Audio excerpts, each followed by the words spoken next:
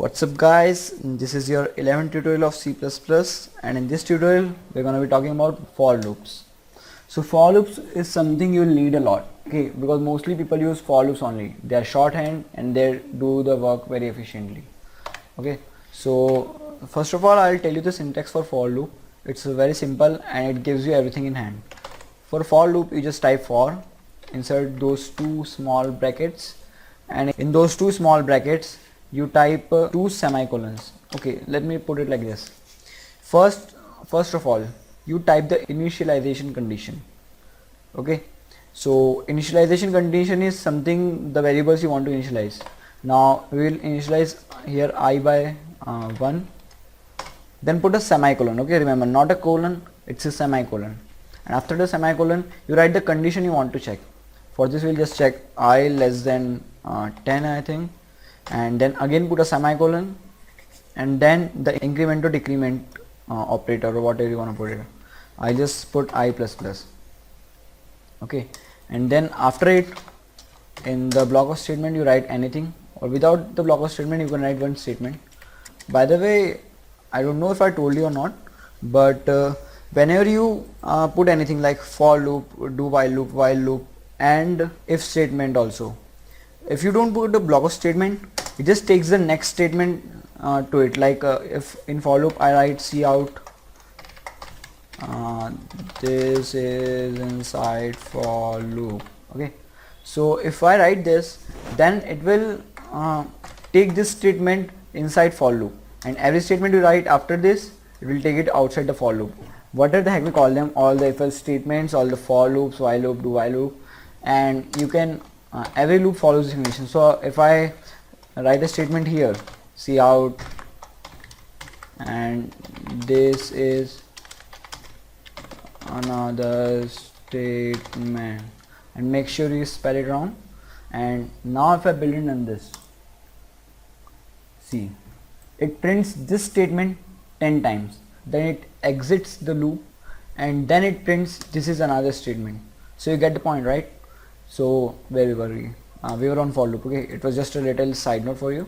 Remember it always. So now in this for loop, it always takes three parameters. First the initialization, then the condition, and then the increment or decrement, which you just call we just call it like updation. Okay, updating the value. And always remember to put a semicolon in here. Now you can skip these things, like if you did the initialization before, then you can skip the initialization, and you can even skip the updation, and you can put multiple updation and initialization too. Okay, so if you want to put, like you have another variable j and you want to increment it, you can also put j plus plus or j minus minus here, and you can do multiple initialization also. Like if you want to initialize I by 1 and you have another variable called j, you want to initialize it by 5, so you can do that also. But you cannot put multiple conditions here. Okay, remember this thing. You can do multiple initialization, you can do multiple updation, but you cannot do multiple conditions here. And always remember to separate different types of initialization or updation by commas. Okay, so if I should just delete this, and then when we run for loop, it will execute this statement 9 times, I guess. So this is the basic syntax of for loop, and you can also put multiple statements here. Okay, so just in case you want to loop 2 or 3 statements, you can do that also by you can do anything here. Okay, you can even do the updation or anything here. I mean, you're not bounded by anything, but people generally do the updation here because it's easy to read, right? You know all the things going on in the loop in here, and you can put all your statements here. So it's a lot cleaner than while loop or do while loop, but they have their own limitations and positive points, right? You can use whatever loop that suits your condition. You can use any loop any number of times, but most of the people use for loop mostly because, you know, it gets everything clear here, right? It's get everything written down here in one bracket, so you can, you know, see everything here, right? It's pretty easy to read. So I just recommend using for loop, but you can use while, do while as per your preferences.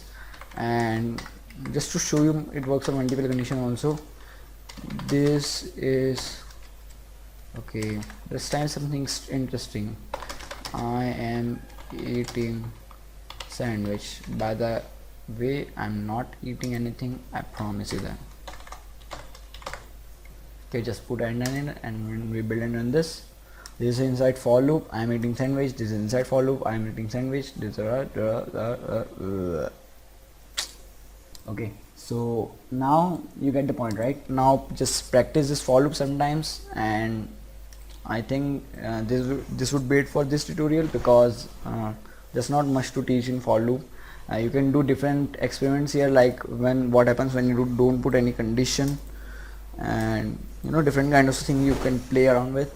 So just practice it a few times and you will get good at it. Okay, so this would be it for this tutorial. Don't forget to subscribe. Thanks for watching.